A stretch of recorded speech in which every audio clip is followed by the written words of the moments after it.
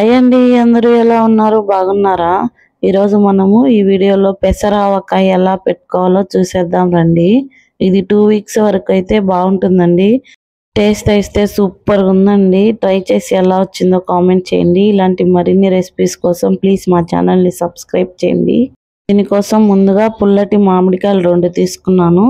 మనం ఈ మామిడికాయలు కొలత వేసుకొని హాఫ్ వరకు కారం పడుతుందండి. 1/4 పెసరపిండి. ఇవి పెసరబ్యాళ్ళు వేయించుకొని పొడి చేసి పెట్టుకున్నాను. ఆవాల పిండి అవసరం లేదు, కానీ నేను వేస్తున్నాను. 2 స్పూన్ల ఆవాలు, 1 స్పూన్ మెంతులు ఆడిచి పెట్టుకున్నాను. అలాగే సాల్ట్ కూడా చూసుకొని వేసుకోవాలి. ఆయిల్ అనేది హీట్ చేయాల్సిన పని లేదండి. నేను హీట్ చేసుకొని చల్లారబెట్టుకొని పెట్టుకున్నాను. మీరు తినేటట్టయితే పచ్చిదే వేసుకోవచ్చు. ఇందుకోసం నేను ముందుగా తీసుకున్న ఇంగ్రీడియంట్స్ అన్నీ ఇందులో వేసుకుంటున్నాను. ముందుగా కారం పొడి, అలాగే పెసరపిండి, అలాగే ఆవాల పిండి, అలాగే సాల్ట్ అండి. ఇవన్నీ వేసుకొని బాగా కలిపి పక్కన పెట్టుకోవాలి. ఇలా పిండి మాత్రమే చేసి పెట్టుకోవడం వల్ల మనం సపరేట్గా పెట్టుకొని 8 బాక్స్లో పెట్టుకుంటే చాలా రోజులు నిల్వ ఉంటుందండి. ఎప్పుడైనా చేసుకోవచ్చు. అలాగే ఎక్కువ తక్కువ ఉన్నా మనం అడ్జస్ట్ చేసుకోవచ్చు. నేను కొంచెం తీసి పక్కన పెట్టుకుంటున్నాను. ఇప్పుడు ఇందులోకి కట్ చేసుకున్నటువంటి మామిడికాయ ముక్కలు వేస్తున్నాను.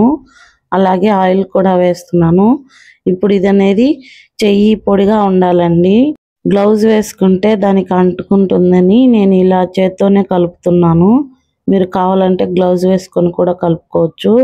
ఇలా మిశ్రమం మొత్తము బాగా కలపాలండి. అప్పుడే మనకి అన్నిటికీ పట్టి సరిపోతుంది.